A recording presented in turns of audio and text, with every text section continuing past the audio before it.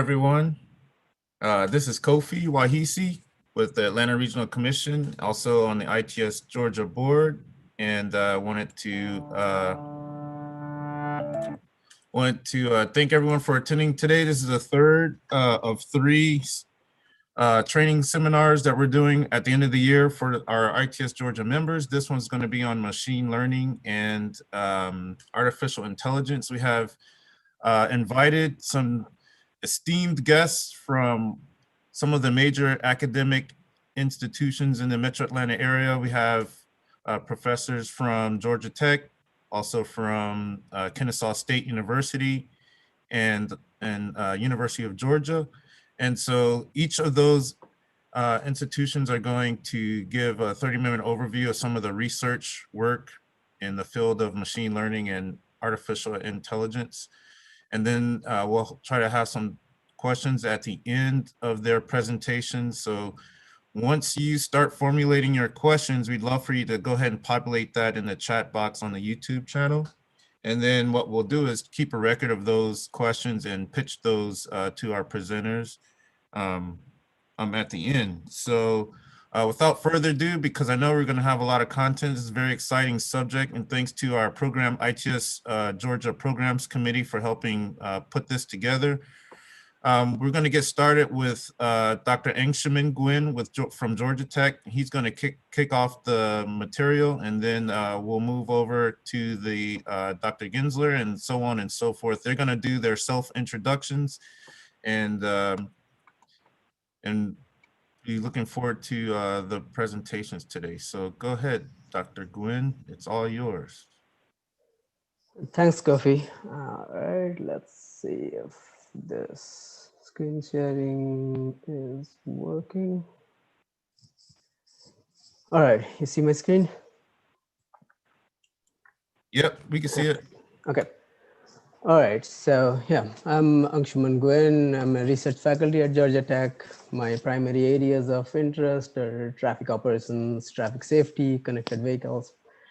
Anyway, so with the current explosion in data and computation power and the advances made in the area of natural language processing, voice recognitions, and so on and so forth, we keep hearing the words machine learning, deep learning, artificial intelligence bounced around a lot. The question naturally arises in our mind, what is all this about? Is it something I should be using in my work? Well, today we'd like to present to you a few examples of how we use machine learning in transportation projects and hope to shed some light on these questions.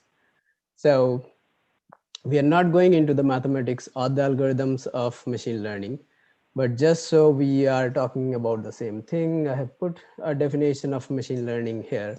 That's defined, or at least one of the possible definitions is, machine learning is the use and development of computer systems that are able to learn and adapt without following explicit instructions by using algorithms and statistical models to analyze and draw inference from patterns in data.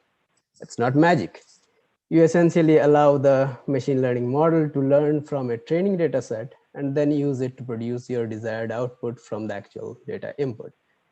So machine learning approaches are traditionally categorized in these three primary categories based on the type of the feedback: unsupervised, supervised, and reinforcement learning. So in supervised, you label the training data to say which output is correct and which output is wrong, or what is the desired output. In unsupervised, you do not provide any such labeling, but rather rely on the natural partitioning in the data set to gain insights on the data behavior or to mine for information. In reinforcement learning, you do not provide explicit labels, but rather reward the model when it gets the correct answer.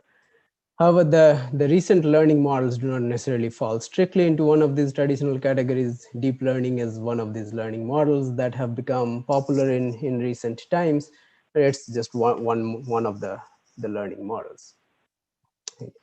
Okay, so with the basics under our belt, let's dive right in.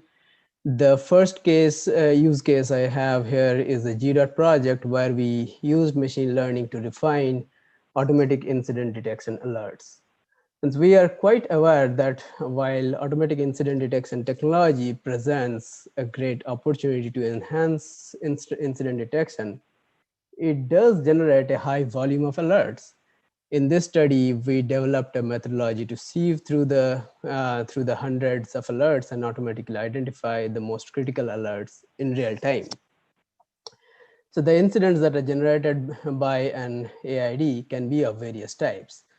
So you have stopped, congestion, slow, wrong way, pedestrian detection. So in the deployment of AID on the I-475 corridor, we saw that the large majority of the incidents were stopped incidents. So this is in line with what we see in the Georgia Navigator logs, where the majority are tagged as stalls.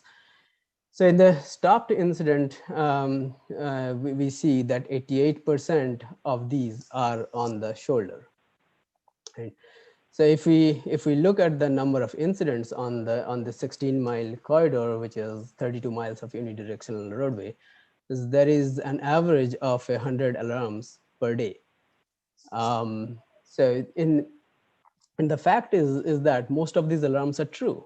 While there are definitely some instances where there were clear evidence that the alarm was false, like the leaves moving or the truck is stopped on a shoulder, but there is an activation in the active lane. And these are clear instances of some false, but the vast majority of the 10,000 or so alerts that we manually verified were actually true. Is the distinction we are trying to make here is whether the alert is significant enough to require a response. So we traffic engineers love our space-time plots. We threw these alerts on a space-time plot where we have distance on the y-axis and time on the x-axis, showing about 60 days worth of data. Nothing really jumped out at us on these plots. But when we zoomed in on a smaller region of time and space, we started seeing this cluster of points with the telltale slope that is characteristic of a backward moving shock wave or a brake light wave. So we saw several occurrences of these. We zoomed in on each one of them, but unfortunately, they did not represent the same shape every time. So while a few of them overlapped with navigator incidents, as you can see with these yellow bars here, those represent the navigator incidents and the duration of the incident. And so we couldn't really find a navigator incident for each of these cases. So we couldn't really justify a supervised approach, because for these cases without a navigator log, we had no means to verify if those instances could be ignored or if they warranted a response. They might very well be a significant incident. And so we went with an unsupervised clustering approach to begin with. We tried out different combinations of cluster parameters. Skip that. So we had the interval between the time of occurrence of the alerts, the spatial separation between the location of the alert and the alerts, and the minimum number of alert points required to call it a cluster. So those were our parameters that we tried, and we had 1,000 combinations to begin with, but then reduced it to a set of 766 viable combinations. So we defined our performance metrics. The NCAR is the ratio of the number of low impact clusters that we do not want to the number of high impact clusters, those that we want to, we are interested in.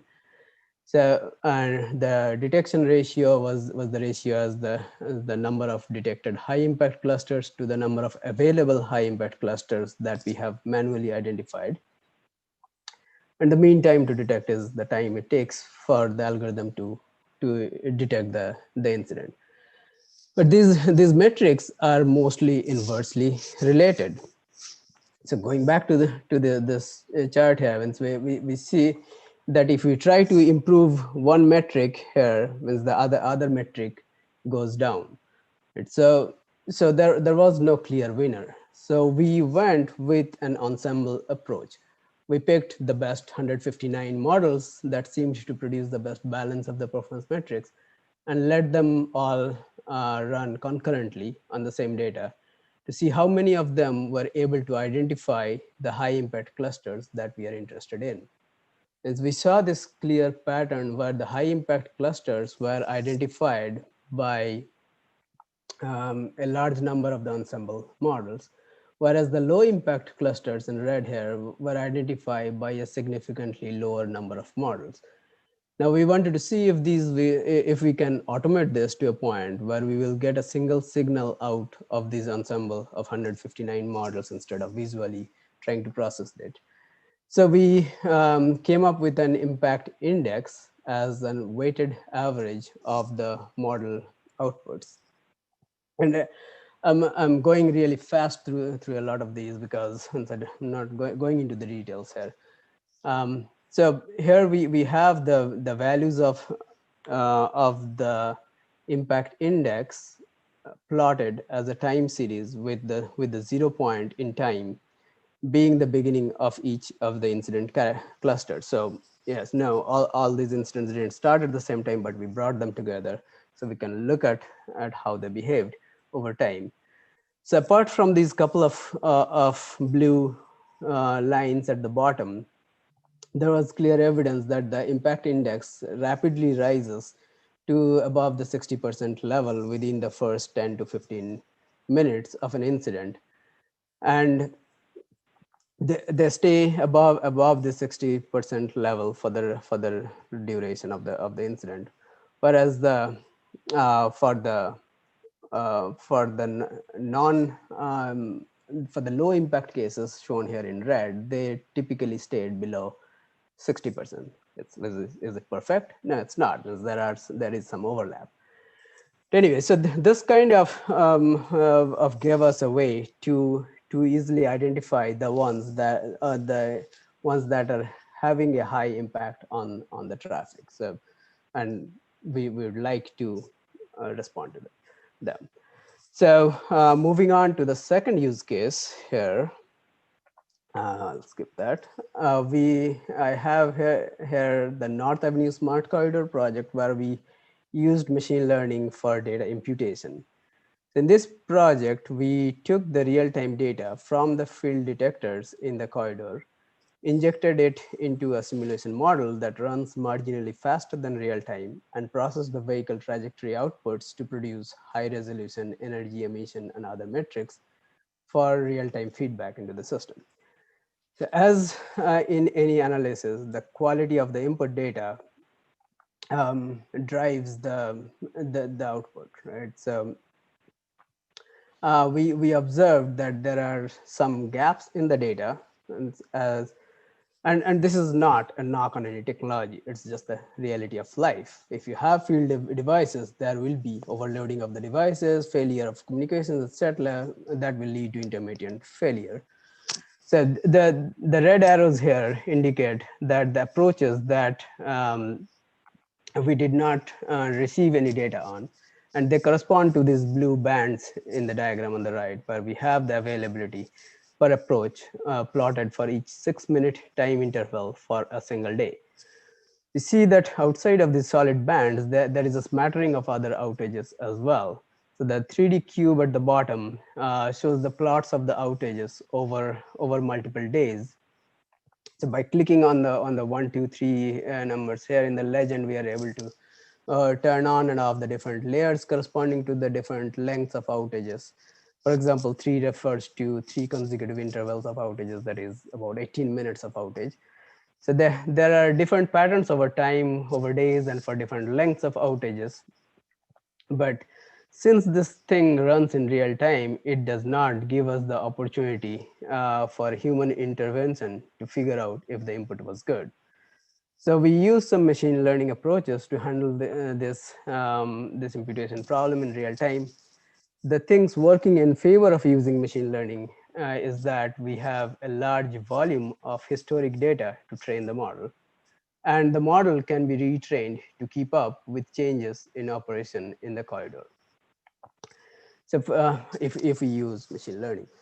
So for the model development, we tested two approaches. The univariate model uses only data from a single detector to produce the inputs, that is fill the missing values.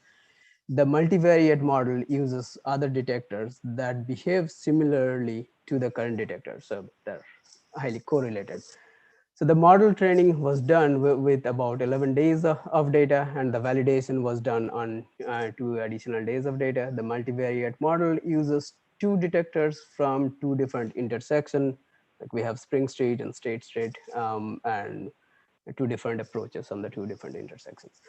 So while the large number of missing cases are intermittent short-term failures, the most challenging gaps to fill are the longer ones. So we looked at the relatively larger gaps where we had data missing for 30, 80, 120, 380 periods, which correspond to a range of 3 to 38 hours of outage. So when we ran this over a typical day, for the 3 to 8 hour gaps, we see that the performance was fairly similar between the univariate and the multivariate model on the right. With the mean absolute error, the root mean squared error, etc., being fairly comparable.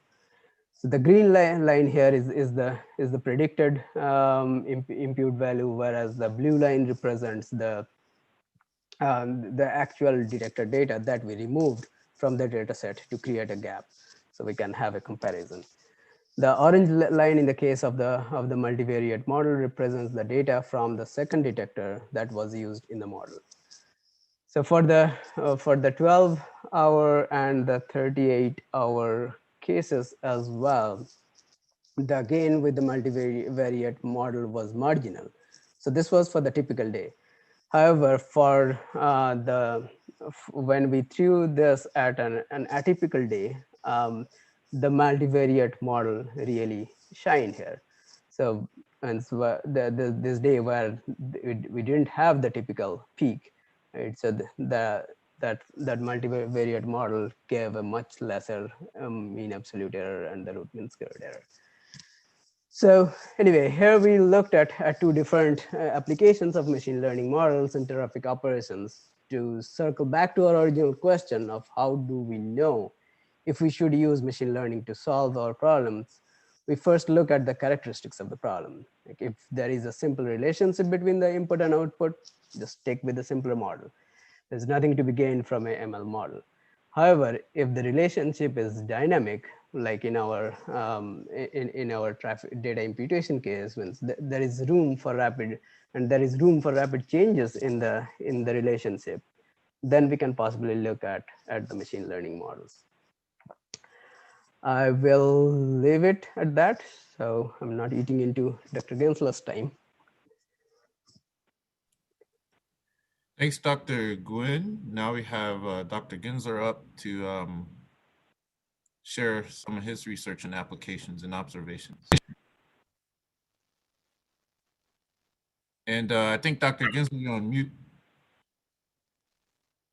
Mic check. There we go. All right, is that better? Yep, thanks. All right, so I'm a professor in the School of Civil and Environmental Engineering. Our teams, we work with Guin and Mike and others at Tech, but we focus a lot of what we do on transportation planning, vehicle and person activity within the networks, energy and emissions analysis, and environmental impact assessment. So I'm going to focus today in my presentation more on the use of machine learning tools to enhance the efficiency of environmental modeling, because environmental modeling includes the integration of lots of different data sources with varying quality, variability, and uncertainty in each data source. You think about traffic activity and meteorological data all having to be put together to try to predict what the downwind concentrations are from roadways, for example. And we spent quite a bit of time doing analytical work with predictions of travel behavior from surveys using machine learning rather than the traditional choice-based modeling approaches, predicting congestion from evolving transportation conditions, identifying vehicles, classifying them, looking at their plates, and doing machine optical character recognition. But today I'm going to focus on some of the downwind pollutant concentration models and how we've used machine learning to enhance their efficiency. So for those of you who were environmental engineering students, you probably remember microscale dispersion modeling and regional dispersion modeling. And if you've ever taken a look inside the guts of these models, they're actually quite complicated. We're looking at what is the impact of a point source, is in the diagram here on the left, or a line source, a roadway source, on downwind receptors. And that is, if you have a pollutant concentration that's being emitted from a smokestack or from a roadway, how does that pollutant disperse? Is it, moves in the X direction and diffuses in the Y direction as it's moving downwind from the source to the receptor? And first off, it starts from a derivation from the continuity equation. But the bottom line is that when you solve these equations and resolve them and put them into a modeling form, for any point in space downwind from a source, you have to factor in the source strength and the effective buoyancy plume height as it's moving downwind, and the wind speed matters because if you have twice the wind speed, you have twice the amount of air that you can dilute the pollutants into. And then you have these complicated horizontal and vertical dispersion parameters, which are nonlinear and change as you move along in the x-axis. So all of that is embedded inside these models, which makes them fairly complicated in terms of the calculations that are going on, and they take a while to run. And so if you look at the parameters that you need, we're going to specify as the user the point in space where we want the prediction. You've got these embedded buoyancy flux equations in the models. You've got the source strength, which you have to predict as part of the inputs from the on-road vehicle activity and the speed and acceleration characteristics, and go and get the moves, emission rates to go along with them. And then you have these AirMet files that contain hourly information about the meteorology, temperature, humidity, and all kinds of different parameters in them as the wind fields are moving through the metro area day by day, week by week, month by month, but really hour by hour is what we're getting in space and time. And then you have these diffusion coefficient or dispersion coefficient parameters, which are definitely nonlinear. We're dealing with log scales with X and with Y, or with X and with Z. And so it's the rate of change of dilution as you're moving downwind.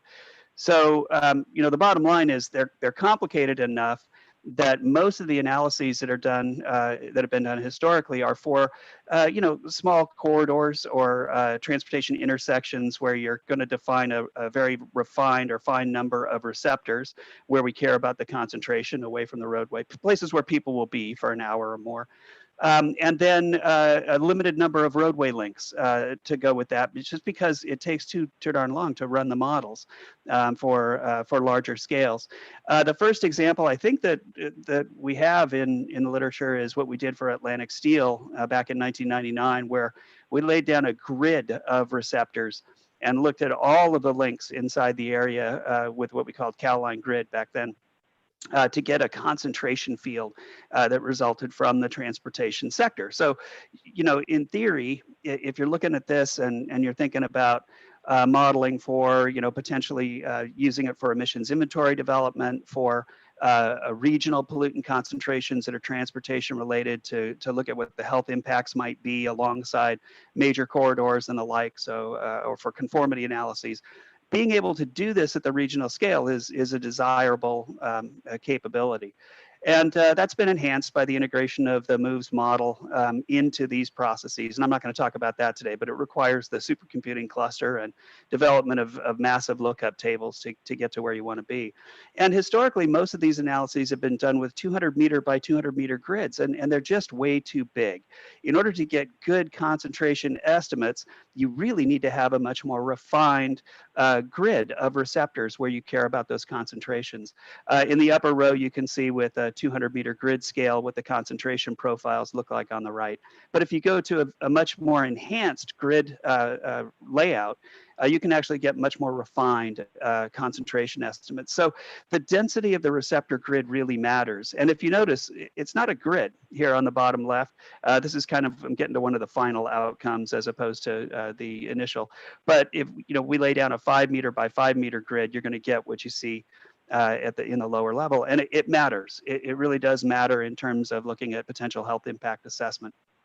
All right, so the bottom line is that the simulation time here grows significantly with every link and receptor that you're trying to model in the system. And the bottom line is that if you tried to do this with the AirMod dispersion model for the entire metro area, it takes years on a desktop computer. That's not hyperbole. It literally takes years to do that. And so coming up with more efficient methods is kind of the goal of the work that was done by Daijin Kim and Hongyu Liu. Daijin is now a professor in South Korea, and Hongyu is at University of New Mexico. And the team in the labs created these approaches to do a couple of things. First off, we got to deal with these low resolution receptor grids because they're not good for identifying hotspots, which means we want to go to high definition grids. In order to do that, we got three different things that we're going to kind of need to do. We need to, first off, apply distributed computing, and we have the PACE supercomputing cluster that we do that with. We want to come up with a method for screening out links that just don't contribute to concentration. Here, if I have a receptor in Midtown Atlanta, something that's happening out in Cobb County is not going to contribute. So, why run all of these link and receptor combinations when you have a majority of them, which are the vast majority, which are insignificantly contributing?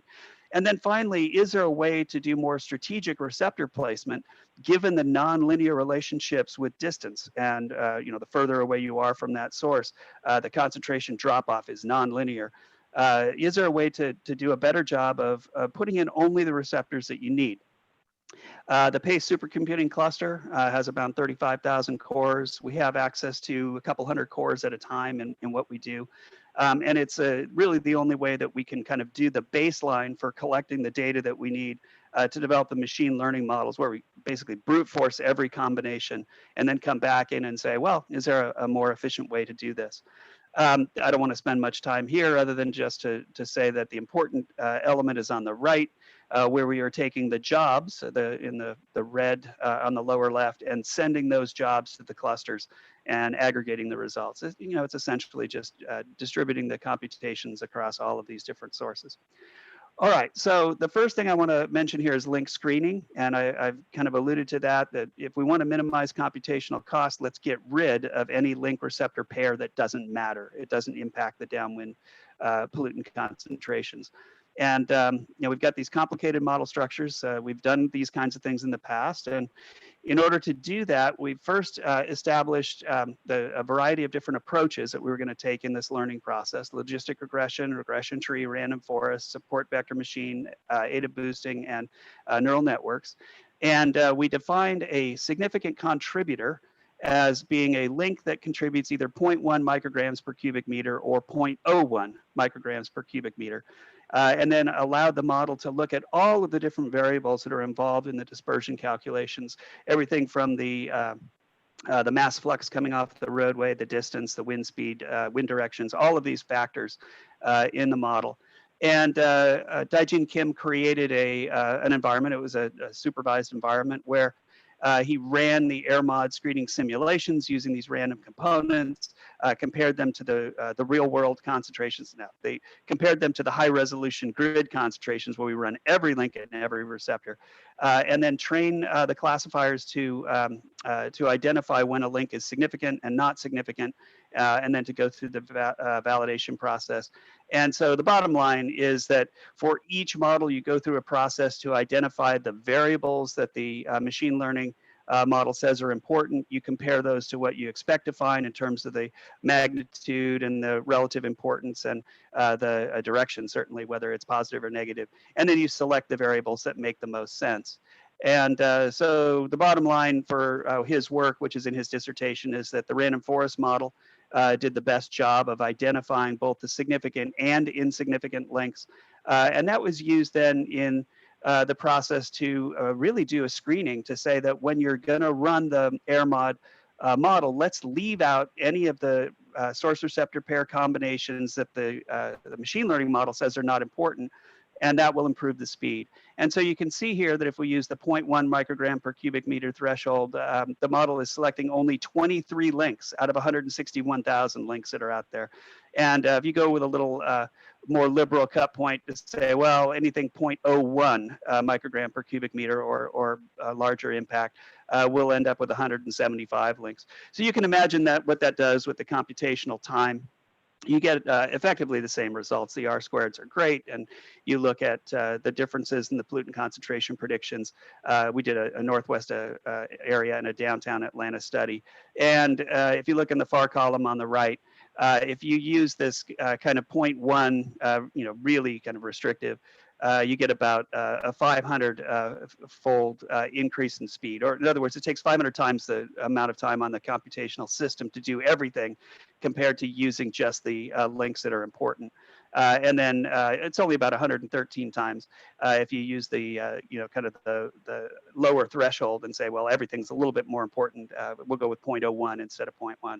But this really enhances. Now we're talking about going from years to going to days or weeks. The second element that I want to talk about in the last couple minutes that I have is a tool to identify when we can eliminate receptors because there's already redundant information in the grid. So in other words, if you've got pollutant concentrations that are forming downwind of the transportation facility, and you can see this in the graph that I'm showing here. The concentrations are a function of wind speed and mixing height and all these other parameters. But if you think about it, these are 5-meter grids, 5-meter by 5-meter grids. If something is going on in one receptor, it's almost the same in the receptor next to it. So do we really need to carry all of that information into the modeling process? And so in the dissertation, Daijin Kim did a stepwise receptor search and looking at candidate receptor sites and doing forward stepping and back stepping and getting to the bottom line, he's able to represent everything in that high resolution grid with anywhere from 6 to 23 receptors because when you do a curve fit, to the surface, you don't need all of the data. If you have enough well-placed data, you get essentially the same concentration field. And so, sorry, skip through this. You get the idea here that if you look on the left, here's the grid, and you can get almost the exact same results just by using a limited number of these receptors. And so in this case, the average number of 13 is getting almost the same pollutant concentrations. All right, so the two models that he developed that you can read about in his dissertation are predicting the optimal number of receptors and the locations of those receptors using these kinds of tools as well. And in terms of the case studies, you can see the grid on the left is the optimal receptor grid versus the grid on the right. You're getting much better representation with a lower number of overall receptors that you have to have as you move through the systems. And so you're getting really quite good results with this and reducing the overall computational time. And so I want to skip through to the last slide here. In these case study results for the entire metro area, if you run everything, it's going to take forever. But in the screening model runs, takes about 3 days. In the standard model runs, takes about 10 days, versus traditional methods takes years to perform on a single machine. So we're quite happy with the way that machine learning allows us to modify the modeling approaches that we're using and to enhance the speed at which we're doing things to get the same effectively the same results. So anyway, I think that kind of sums it up. You got these streamlined modeling frameworks that can be developed that allow machine learning to enhance your modeling speed. You do need distributed computing to do this because in order to figure out what you can leave out, you need to have a full model run. And with that, I will stop. Thank you. All right, thanks, Dr. Ginsler. Now we're gonna go from Midtown to Kennesaw and kick it off to, I'm not sure which either of you, Dr. Kehei or Bhavsar, but whoever is gonna go first, go ahead and start sharing your screen. Don't forget to unmute. It looks like Dr. Kehei is on cue. Parth, you can go ahead. Okay, go ahead.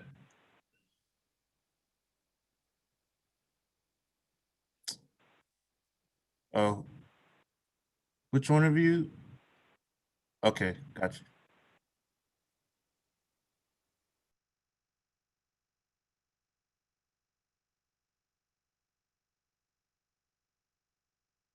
Can you see my screen? Yes, we can see and we can hear. Okay, perfect. So today I will talk about mobile data collection system for transportation asset management. A little bit of background about me. I graduated from Clemson in 2013, and then I worked. I was in Rowan University for a few years, and then I came back to Kennesaw. My research area is, as you can see, ITS and data analytics. This project was started in New Jersey with New Jersey DOT. So this was our team at Rowan. We have a really good undergraduate and support, research support from a lot of different interdisciplinary team from different departments.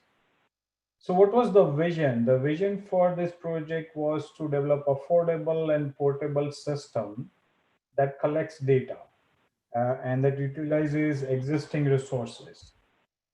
So if you go from vision to goal, it was more, utilize existing DOT vehicle fleet, mobile data collection units that can provide high resolution location specific data. Our requirement was, we have to worry about weather, we have to worry about usability, in a sense that if we are using existing vehicle, we wanted to avoid extensive training of existing DOT employee. Can we make a system automated, and can we optimize existing resources? So solution was utilizing safety service patrol vehicle. These are similar to Hero vehicle that we have in Atlanta. And the solution was that can we utilize that vehicle while they are helping commuters, the vehicle is collecting data. So this is how it started, and we focused more on payment data collection because that's where we saw the need. So this was the initial architecture that we developed in terms of like communication and which each role of the each subsystem. And then we started working on both side, hardware side and the algorithm side. So first task for us was to collect accurate data. So we started with, this was our first prototype. We started with Xbox Connect, and then we soon realized that Xbox Connect is only good when it is stationary. When the Connect is moving, it's not able to collect really good data. So we develop our own sensor. This is a second prototype with Raspberry Pi and very simple components. And then we also, the next version, we 3D printed it. We had everything. We also had an IR camera, and then from 3D printed, in order to make it weatherproof, we focused on utilizing aluminum casing, and we also encased camera and everything inside. But that was just the hardware. The problem was, once you have these data, we collected a lot of video data, and then we have to go through manually. We also have a program to put every frame as an image and collect data. But then the problem was this, that resolution of image, how do you detect pothole and crack? What happens when weather is bad? What happens when there is a shadow? So how do you solve this problem? So that's where we focus on machine learning. And we came up with this hierarchical approach where we determine that, okay, we also have to worry about cost of the sensor. So let's just say that we first detect whether the image recorded from the camera that contains good road section or bad road section, and then we go from further.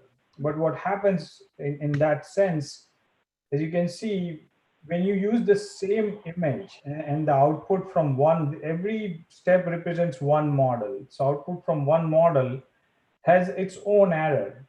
And when you put that same image to the second level, error will increase if you don't pay attention. So the next step was, how do we solve this thing? So what if we know how confident the model is? So that kind of help us to utilize this very famous existing Bayesian theory. It's essentially given the, given the some certain observation and evidence, what is the probability, what is the confidence level? So there is something called Bayesian deep learning. This is one of the co-PI of the project that's our student developed the original algorithm for us. If you really want to deep dive into math of this entire model, there's a paper associated here. You can go that. But this is just a simple explanation of what happens between linear regression to Bayesian deep learning. So this is our standard equation of linear regression. In deep learning, essentially, what we are doing is we are applying another non-linearity here, that is intermediate output. And then we again apply the output of the z, the function, to another non-linearity. But what happens here is the output or the weights or biases that we get are just a single output. What happens in Bayesian deep learning is that it's treated as a random variable, and then there is a probability density function that is being developed that essentially gives a confidence interval or confidence to the model. So in a simple term, instead of just getting the output that, okay, person is giving a presentation by reading this image from using algorithm, it also gives an output that how confident the model is in its inference. This is another way to look at it, that all the output and bias and weights are represented as a distribution. This is another thing you will find online. This is specifically if you are a manager, or if you want to understand machine learning or deep neural network as from the perspective of a ITS manager, or if you are a trainee engineer who want to deep dive in machine learning. This is a really good resource that talks about deep learning and Bayesian deep learning. This is kind of like a cheat sheet that explains how from linear regression, Bayesian processes and distributions are related. But when you think about image is image. This is how it looks like. Essentially, image. The model we take is at a matrix, and then we are, instead of just single output, we are developing distribution. So I'm not going to go into detail. Again, the paper has really good math. If you would like to check about that.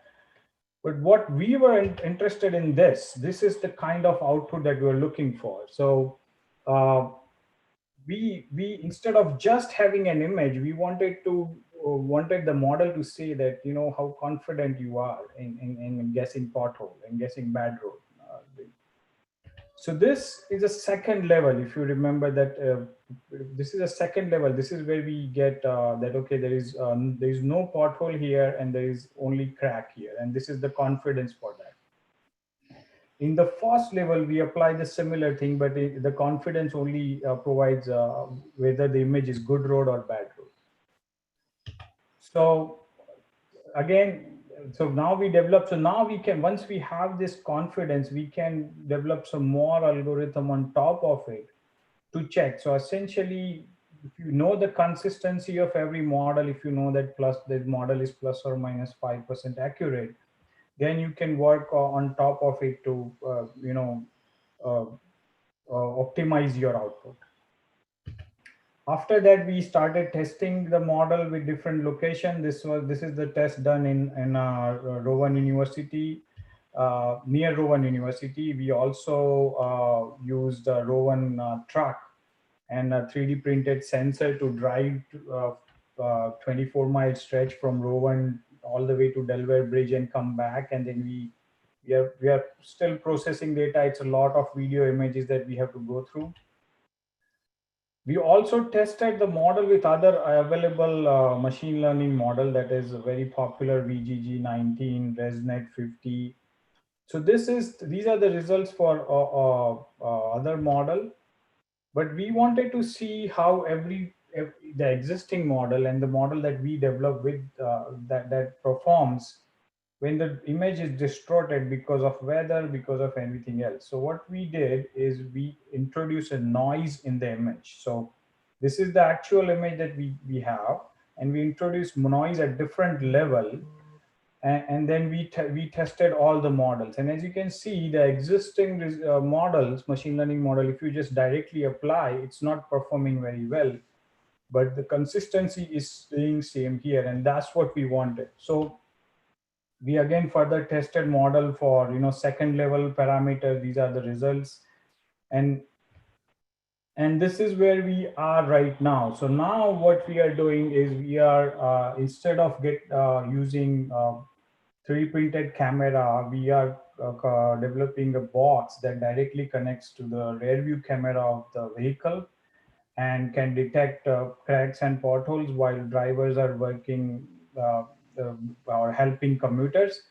Once we have that consistency, once we have that really good data, then we can move to the next step, that is connecting that pavement condition to and then developing our international roughness index or pavement condition index.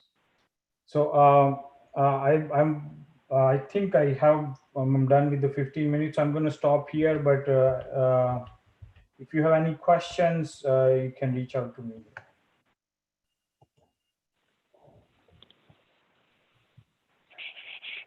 All right, thanks a lot. And moving on to the next presenter. And quick time check, we got just about under 45 minutes left to go. All right, thank you, Kofi, and thank you everyone for joining today. My name is Dr. Billy Kehei. By God's grace, I'm an assistant professor at computer engineering. And keyword, computer engineering. Often when I introduce myself in computer engineering, people think computer science. It's like, no, we focus on hardware. We develop hardware. We like looking at processors and how we move compute around and what those devices look like. So coming from a device point of view in ITS, we have been working on this platform called OwlBox, and it's a support research infrastructure to help enable rapid vehicle to everything communication development so that we can do more big data, more machine learning, more artificial intelligence, more webinars, right? Like this is what this is all about, okay? Enabling. So I'd like to go into it a little bit with you, but also provide some context. But before we get into that, I can actually see on my iPad here, I can see the chat for the YouTube channel. So if anyone can enter into the chat, just pick the 3 words out of this kind of word bubble here that you think describe or define today's technology landscape. So choose 3 words and you can post them in the YouTube chat there. We got data, we got simple, we got efficiency, compute. I haven't seen anything come in yet. It's okay if you just want to collectively broadcast it to me mentally. But this is what I usually think of when I think of today's technology landscape, and that's data, compute, and network. And this is how it's going to be going forward into the next decade. Okay, data, compute, network. You have data that you have to generate. These are sensors, these are video analytics, images, anything coming off of the ITS landscape, everything that touches the real world, okay, and samples that real world. Then you have your compute, right? You have to take that data and do some compute on it to extract these analytics. And what we're finding more and more now is that we're going to have to do these things in real time, which means we need a network that is reliable enough, specifically wireless, so that these mobile sensors on vehicles and things like that can get that data to us and also receive back whatever the output of the compute came to be. So what are some mobile computing tasks of the future? Now, these may not seem like directly ITS-centric, but they are certainly relatable into how the ITS network fits into the enablement of these types of applications. So you have sensor sharing. Vehicles are going to be coming out with very good processing units on them. These are compute engines that are going to be crunching through numbers in real time at the edge on the vehicle. But they're not always going to be needing to do that compute for their own sensors. Sometimes they need to share that with other vehicles.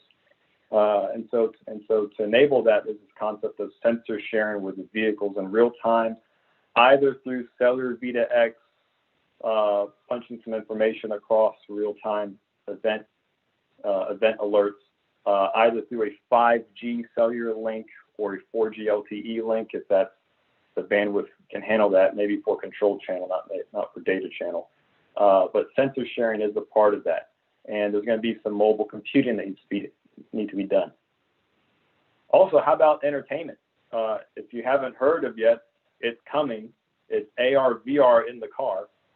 And if you're going to have passengers in vehicles playing in VR with other passengers around you within the city, to do the real-time haptic feedback, the real-time motion control of the head movements, and get those IMU measurements out there so that the graphics can update, that's going to take a lot of compute, and it's going to need a lot of good networking, okay?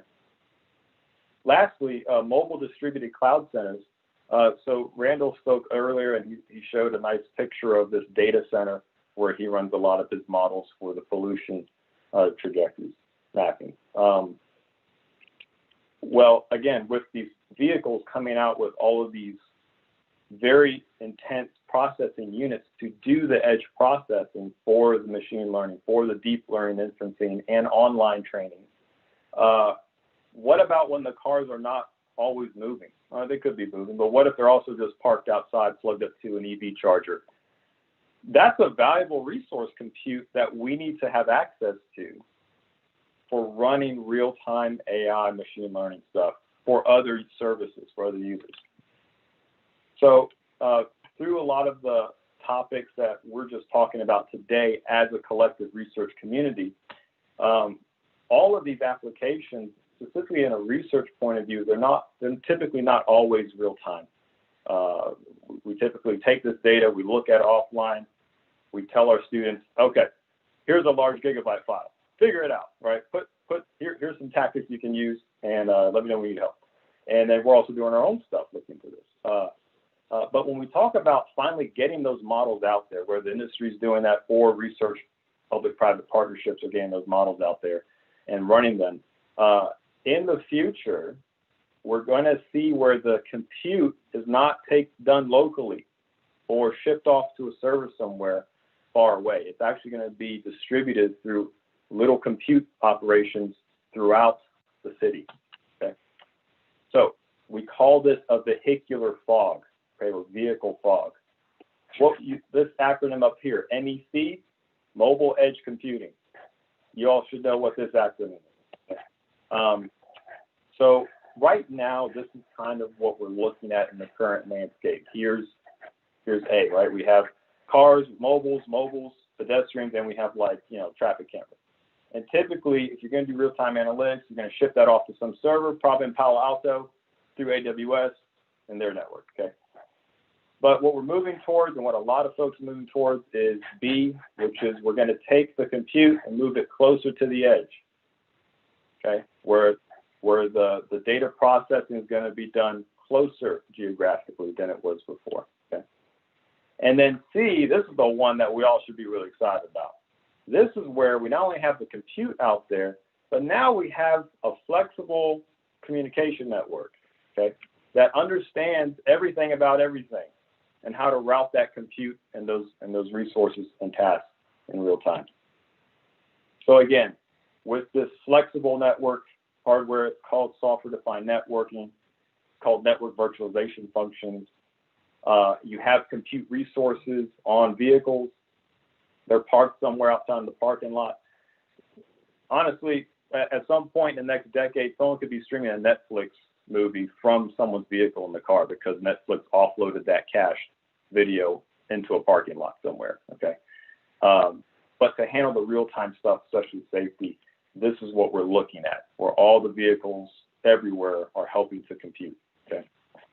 So our research focuses on this MEC paradigm, and we want to help to get out their infrastructure on a real test bed for ITS use cases. Now, the focus in my lab particularly is on vehicle-to-everything communication, because when the compute resources and the compute schedulers have this real-time traffic data from the car links, car to cars talking to cars talking to roadside units. Whenever they're out of coverage, or maybe they don't have a cellular modem or a 5G modem at that V2X communication is going to be providing some serious data points for the compute to figure out where to move that around. Okay, especially as the cars are moving across interstates and you're still doing AR, VR stuff or doing safety applications, sensor sharing, whatever the application is. So the cellular V2X paradigm is going to be very important. Now, in order for us to build applications to do stuff like this, okay, we started to develop this research equipment because all we really care about is the application, okay? We don't want the hardware to get in the way. All right, so I have a QR code up here. If you take your phone out and you open up the camera application, you can hold it up to the screen and a link should pop up. The QR code is going to be read. That's going to go to our website for our V2X open source hardware and software. Okay, take a look at it, check it out. We'll also share this out later through Kofi. Okay, I'm moving on. So if you don't know yet, this is the big slide from USDOT, how they imagine cellular V2X and everything like that, right?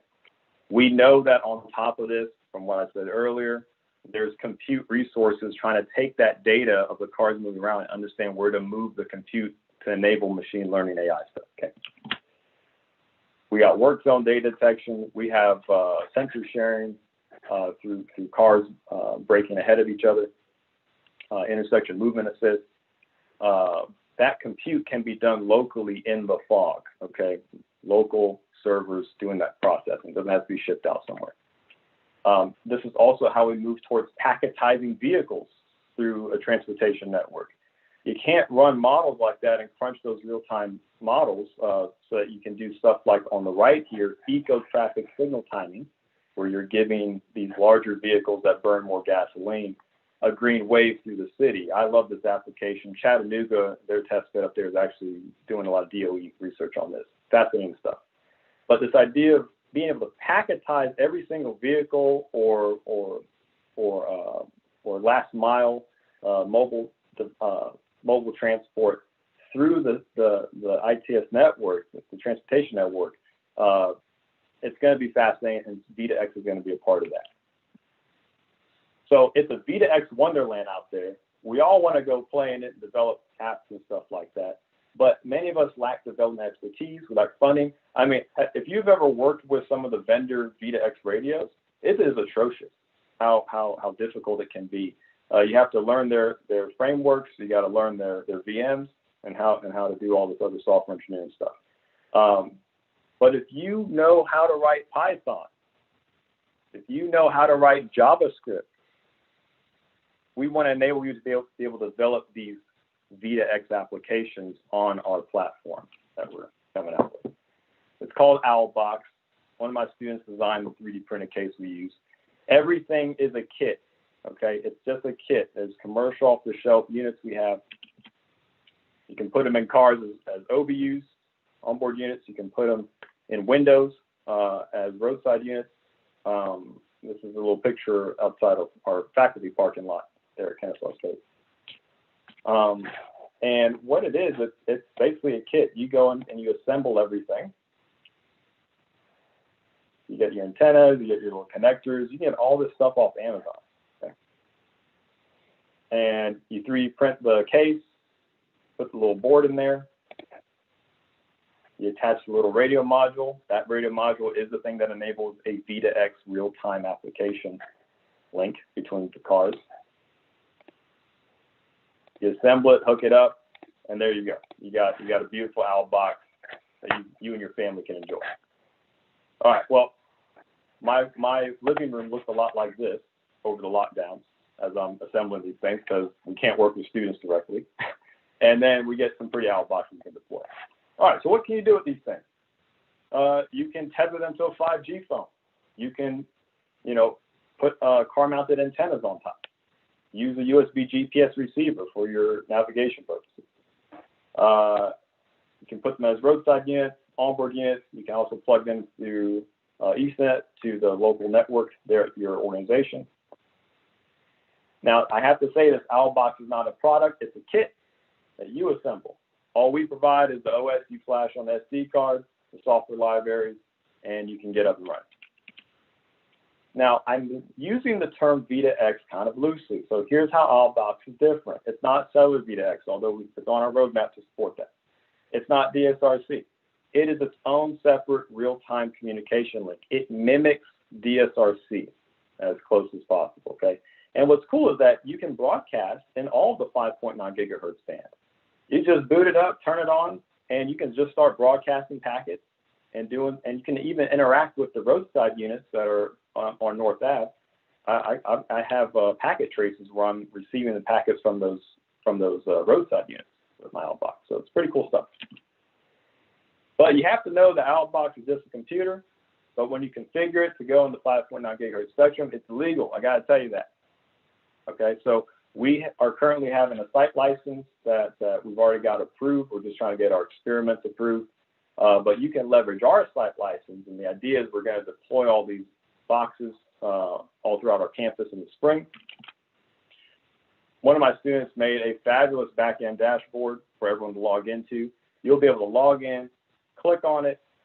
You'll be able to type an application up in Python, say, I want to implement this new car counting application, and I want to use machine learning for it. Well, you can just hit deploy. It's going to go out and collect that analytics for you.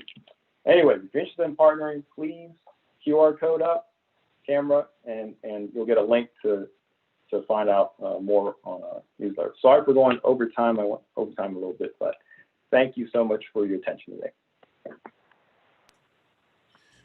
All right, thank you, KSU. We got plenty of time up for the folks over in Athens. Dr. Yang is going to present some similar research and testimonials on machine learning. And then we'll have, depending on how much time we have left, we can answer questions. Just a reminder, if you do have questions, go ahead and post those in the YouTube chat box. Or if you have suggestions or recommendations or any comments. Okay, Dr. Yang, take it away. Floor is yours. All right. Can everybody see my screen and hear me well? Yep, check and check. Okay, my name is Jidong Yang. I'm associate professor in College of Engineering at the University of Georgia. My research focus on applying the machine learning and deep learning, especially for two fields. One is the traffic safety, another is ITS. Today, my presentation is going to be focused on the intuition rather than mathematics behind the deep learning, and also give you some example we did in our research lab. I think some of the project we did kind of similar to some speaker previously. So first, just want to give you a background on what machine learning and deep learning and artificial intelligence, how they related. Okay, so the field artificial intelligence is a kind of big bubble you can see on the screen here, and the machine learning is just a subset of that, and deep learning even small bubble inside of machine learning. Okay, today my presentation mainly focused on the kind of the small blue bubble here. So here's the outline. Mainly, I'm going to talk about two things. The first thing would be focus on the deep learning, mainly some kind of project related to the vision task, like a computer vision. The second one would be reinforcement learning, which kind of tailored to the control task. For example, the autonomous vehicle, right? How are you going to control the vehicle, automatically? So first, for each of those tasks, we're going to starting with some conceptual introduction and followed by some application. First, let's take a look at the vision task. So what the core idea of the deep learning is? Here, for example, on the left-hand side, we've got all different signal here. The signal could be, let's say, image, video, waveform, like audio or text, whatever the signal you might think of. And then we fit those signal into some kind of like a big blue box here. So, in the previous time, people called the neural network a kind of black box, but here I just use blue box. You can see the deep neural network behind it, just a symbol here. So what this deep neural network does is try to extracting the feature from the input. So the feature would be extracted in a kind of hierarchical way. So basically that we call learning. Learn from the data, extracting feature. And then once you extracting the feature, you'll be able to utilize the feature for different tasks. For example, you can do a lot of different things here. Let's say you can do the object classification, for example, vehicle classification, right? Vehicle detection, vehicle tracking, image labeling, voice recognition, translation even. So there's a long list here. So what hierarchical feature look like? So you look at this picture on the left. So we got different layer extracting different level of the feature, right? At the bottom layer that we call the low level layer. So basically you try to extracting the basic feature. For example, in this case, something like edge, you can see the line here. So above the layer, you try to kind of assemble those basic feature to to get some meaning of some part. For example, it could be eye, could be nose, eyebrow, mouth, things like that. And then on top of that, you try to assemble the medium level feature to get even more complex feature. In this case, you look at the human face here on the top. So this called a face recognition. Okay, so you can even build the model even more complex, be able to tell the person identity for security reason. Okay. So I would like to draw an analogy, just help to understand, what hierarchical feature kind of feel like. So look at right hand here, it's kind of a neural network. On the first box there, you can see that kind of image. Image has some kind of thickness. In that case, the BRG image, you got 3 channel, right? So you convolute over the image, you get some feature, which would be the second box here. And then you keep convoluting, you get, a higher level feature, like a hierarchical feature. And then eventually you'll be able to utilize the feature to predict what class of that object is. In that case, it's just object classification, okay? So the analogy here is this. Let's see, if you think about the input here, first convolution of the image give you basically a basic feature, or on the left side, you can see the layer 1, that's kind of edge there. So you can think about this like a language, right? Like a ladder, like A, B, C, D, E, right? So what ladder tell you is not much meaningful thing, right? Let's say what A mean, what B mean. So, and then you can assemble those ladder to make it a word. So word have more meaning, right, than the ladder. And then you keep assemble word to get to the sentence. Sentence have even more meaningful, right, than the word. And then you can make a story out of sentence. So this kind of a hierarchical feature you can think of in terms of the language. I think that kind of help you understand how can the deep learning work. So basically you go less unique to more unique in terms of feature, right? So think about like a person, you can identify a person not because it look like a person, because the person have a distinct feature from each other, right? So basically that make when you assemble the feature, it makes it more descriptive and also make it more distinguishable. Okay, so let's talk about the transportation field, right? So we all know the MUTCD, which is the Manual on Uniform Traffic Control Device. So basically the design of different devices is based on the handcrafted feature here. For example, you got stop sign, yield sign, right? When people look at those signs, they can tell, even they look at from distance without recognize the ladder there, they can still tell is a stop sign or is a yield sign, right? The reason for that is because there are distinct feature here.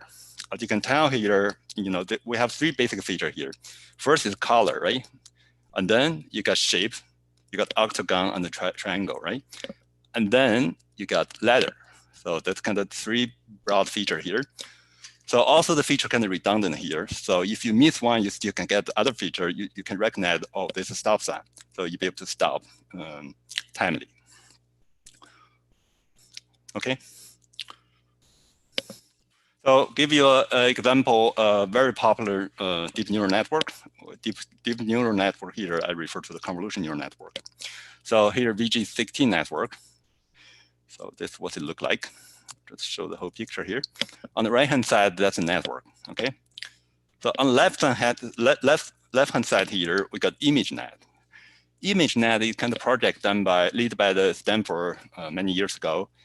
Basically, they form a large database, all different type of image with different class. Okay, right now they have, I think, over 13 million image there. So this big image data set allow the researcher to kind of test and develop a different kind of image computer vision algorithm. So let's say here, if you take the image, you can train a big neural network like VGG16 here on the right hand side here. So each box here, you can see that convolution layer. You keep convoluting, right? At end to the right side, the most right side here, you see 1 times to 1,000. Basically, this neural network will be able to predict 1,000 class given any image. Okay. So you can think about convolution. What convolution means is something like a optical filter. It's another analogy, right? You filter out the different kind of distinct feature, and then you assemble those distinct features to get more meaningful feature. So how many parameters for this VGG16 network? There are 138 million parameters. So that's kind of one of the very famous deep neural network. A lot of people still using that to extracting feature, use that baseline to do different tasks. Here, I'll show you another thing here. This is basically object detection and segmentation and post detection here. On the upper left, you can see the box, different color of the box for different object, right? Also, you got label on that. So that's called object detection. And on the right-hand side on the top, you can see the pixel-wise. You can see the person kind of segmented from the background with different color. That's called the image segmentation, okay? Basically, you can think about it as a kind of a pixel level object detection. So every pixel, they assign that pixel to a certain object in this case. So the bottom one basically try to detect the pose of the person, right, when it's walking. And basically to try to capture the kind of a key point, like a join, right? And from those key points, join and the position, they can infer the position of the people, okay? So I'm going to give you some example here, mainly focus on the top two, object detection and segmentation. So let's see here, this kind of research we done with the GDOT, sponsored by the GDOT, I think 2 years ago. And you can see here how we detect the road user here. Right now, we're detecting the vehicle here, right? If they're pedestrian, you'll be able to detect pedestrian as well. Okay, you can see here on the left-hand side is kind of daytime. So you can see it handled occlusion pretty well, the deep learning algorithm here. You can see that the signal, let me replay here. You can see in the signal head, when the car passing through the signal head, it still be able to pick up the car, right? Pretty robustly. On the right-hand side is the night condition. So basically, for traditional computer vision algorithm, it have difficulty detecting vehicle during the night because of the low light condition, right? As you can see here, our trained deep neural network will be able to detect the car pretty robustly.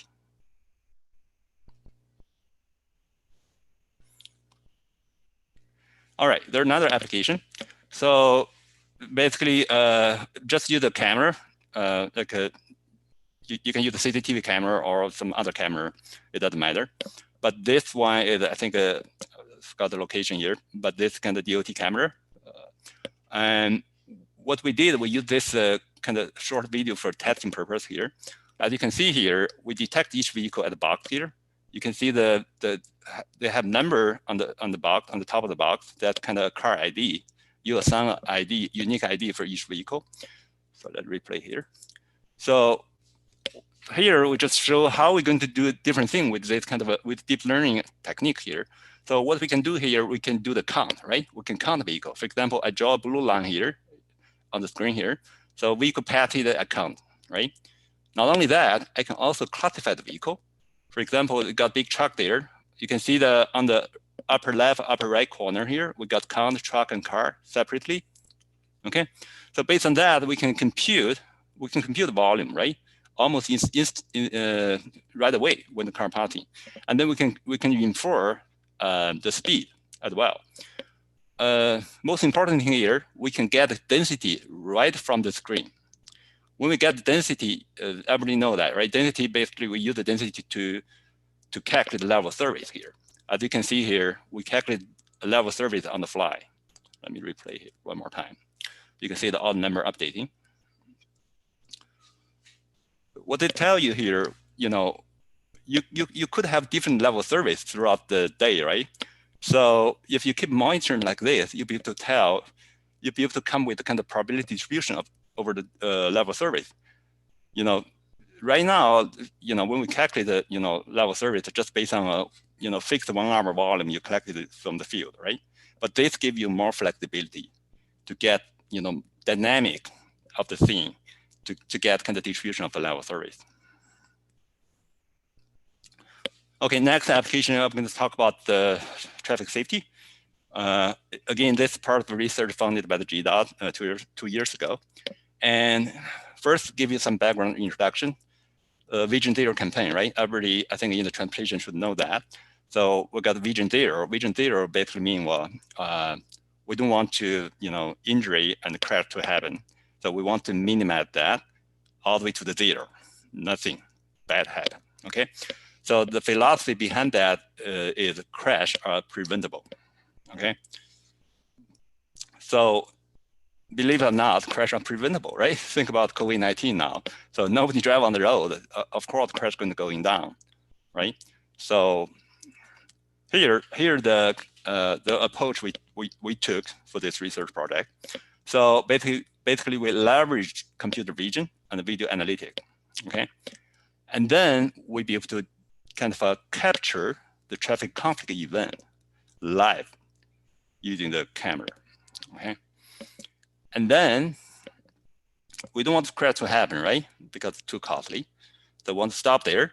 So once we capture traffic conflict event, we can do the data analytic on that. And then we can kind of come with a countermeasure, more effective countermeasure before the crash occur. You can take action before crash occur and then make roadway environment much safer. So here's a demo about the algorithm we developed. You can see here, let me play it one more time. You can see the vehicle being tracked. You see the arrow. And then on the left side is the top-down view, kind of projected on top-down view. And as you can see here, the kind of a left turn vehicle and the through vehicle have some conflict here, you can tell. Let me go back a little bit here. Look on the right side. It's not clear. Let's play one more time here. The through vehicle drive really fast, but left turn vehicle kind of slow down there. You see that we capture it. So what this does is you can do this live, right? Using the CCTV camera, you keep logging those conflict events in a cloud database. You can see up in the header there, we got kind of a flow chart there. Using the CCTV camera, go through our smart analytic system, that's what we call it, and then detect, classify the conflict event and send over to the cloud. And then, you can get that data to the team, stream data to the TMC, to the database server here.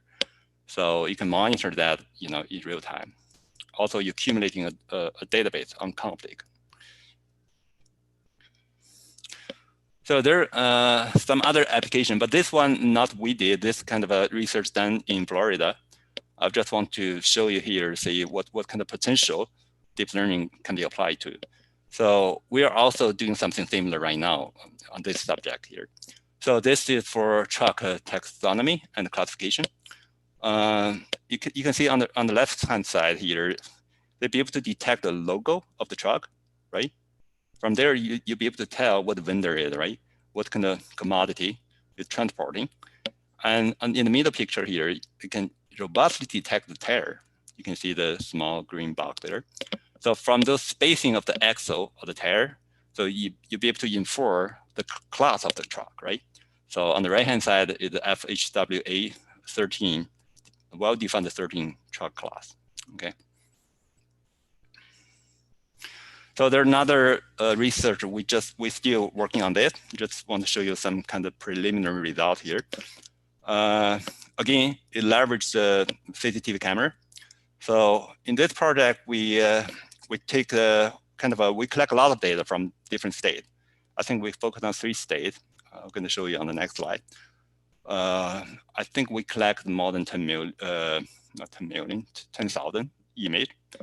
And then what we try to do here, we try to detect the rainfall event and wet pavement, especially the wet pavement. We want to see, from the camera, you'll be able to tell whether the pavement is wet or not. Okay, because that's related to the safety, right? With the driver on the road. You want to pass that information in a timely fashion to the driver. Okay, so this is important. You can see here on the bottom, on the left, the first column, that's kind of original image. The same location here, but you can see on the top is dry pavement, on the bottom is wet pavement, right? And then what we did a segmentation using deep neural network. So basically, we segment the 3 things here. The first thing would be the roadway, would be the second column from left. You can see that segmentation. Basically, we take out that object out, and we mark surrounding with black. You can see here, car also marked as black here. So that basically we did a kind of background subtraction there. So because we don't want the color of the car to impact our prediction. So you can see that later on. So we leverage the HSV color model for the prediction. So the car color going to have impact on that. For that reason, we kind of mask out the car first. And then the third column here, you can see we segmented the kind of vegetation area in the green. And the last one here, we segmented the sky area. Okay, so you can tell the difference here on the top row and bottom row here.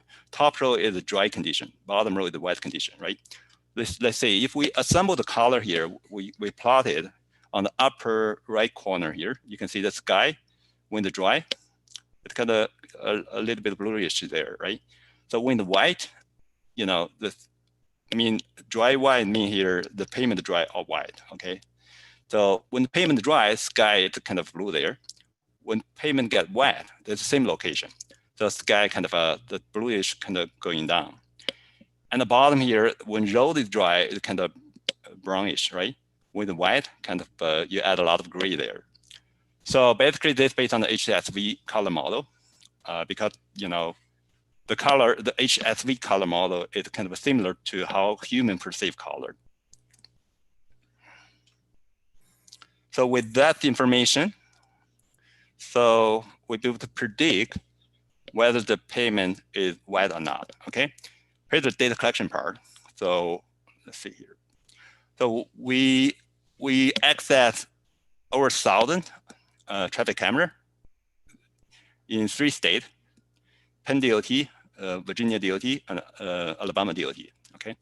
So we're extracting 12,000, more than 12,000 image, and half of them will be wet condition, half of them will be dry condition, okay? So some example picture you can see on the right-hand side. So those cameras kind of live camera broadcasting, publicly. So everybody can access those cameras. You can capture image, you can use for research.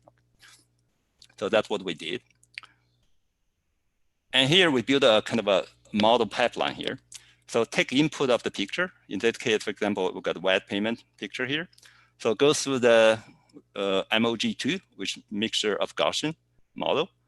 What that does is just map out the car. And then we do segmentation using detection 2. I showed you earlier, one of the slide. So we kind of segmented out 3 objects: roadway, vegetation, and the sky. And then we assemble HSV color, right? A color attribute from those 3 segments. And then we build a gradient boosting tree classifier on top of that. So we'll be able to predict whether the pavement condition is wet or dry. And then based on the test data, the test data means the data never seen by the model. And then we got performance pretty good. We got accuracy like more than 92%. We got AUC, another measure, over 97% in this case. That's pretty good. So another application, I think there already talked, I think we got speaker already talked about it, payment kind of management system here. We did something similar here. We tried to, in that case, we use a camera, kind of a, we call it dash camera. You can put the camera on your kind of windshield there, looking forward. So that's the view look like here. So also you put your phone here. You can put on the top of the dashboard, put your phone, you're facing forward. You can capture this image like this, and then from those image we'll be able to detect different type of the crack or distress on the pavement. So this demo here show you lively how we detect those when you're driving. So once you have those, you can kind of transfer that to the cloud, right? Cloud database, and then log them into the GIS map. You can see, the location there, where location you have, what type of distress. Okay, so far we talked about the first kind of a big category, computer vision task. Now we're going to have a few slides show you on the control task, which is based on the reinforcement learning. Again, we're going to starting with some conceptual introduction, followed by one or two application here. So what is the reinforcement learning? Just background here. So basically, we have agent involved here. Agent take action. Okay. Think about the agent. Could be a robot. Could be a self-driving car. Could be anything. Okay. So agent receive information from the environment. Think about it, if you're autonomous vehicle, what environment for autonomous vehicle? Going to be surrounding, right? Roadway environment. And then you receive information from the environment, and then you have to learn to take action. Given the environment, what action you're going to take?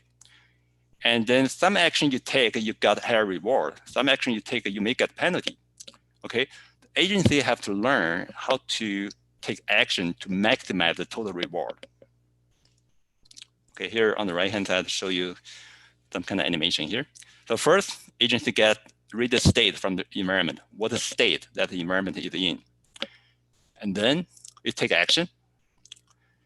And then you got reward. The reward could be plus or minus, okay? So you got to learn from this kind of interaction with the environment.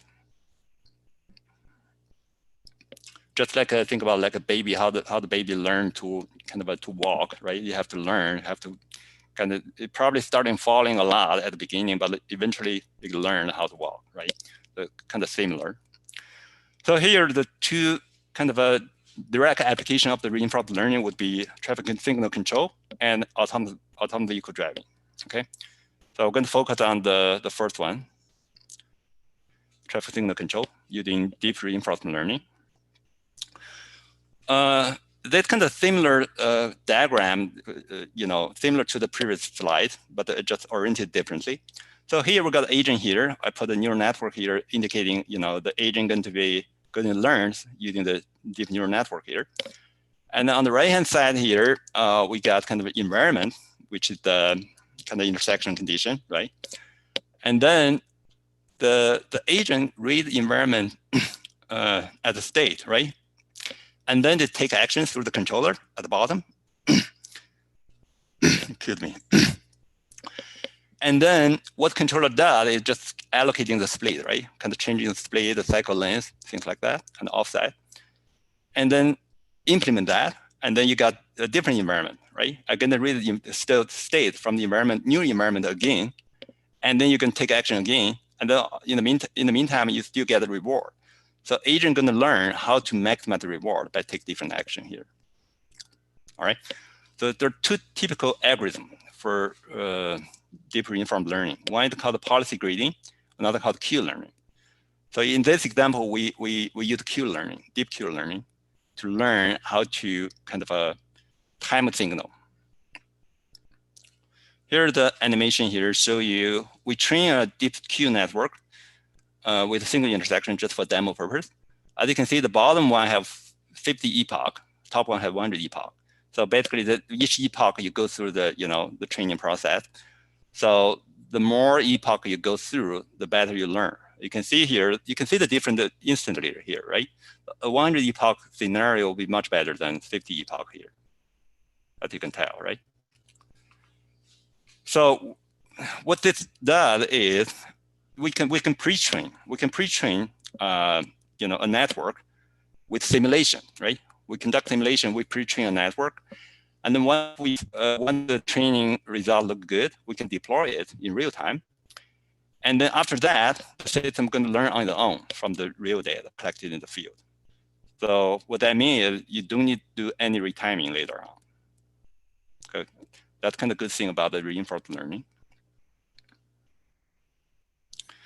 So finally, I want just to give you kind of a idea what ahead of us, right? What those kind of a deep learning research going forward, what potential application would be. I think I want to take example from Tesla. Tesla have a Dojo. Dojo here, basically the super powerful computer. Basically what it does, it tries to combine the vision task, like I mentioned earlier, vision task with the control task, right? So the Tesla here, basically, typically when we talk about the vision task, we talk about identify the object, right? Tracking the object from the image. But what they try to do here, they're not just targeting the static image, rather they're going to take the video stream at the input. And they be able to kind of reconstruct 3D stereoscopic scene from the video. And then also they along with timestamp. What Elon Musk called this from 2.5D dimension, D here means dimension, to 4-dimension transition, okay? That's kind of where we're going in the future. So I think I'm going to stop here. If anybody have any question. Thanks, everyone. I was looking at the chat. I don't think I see any questions that are posted yet. And we are a little over time. So what I would recommend for the folks in the audience, if you do have any questions, you can send them,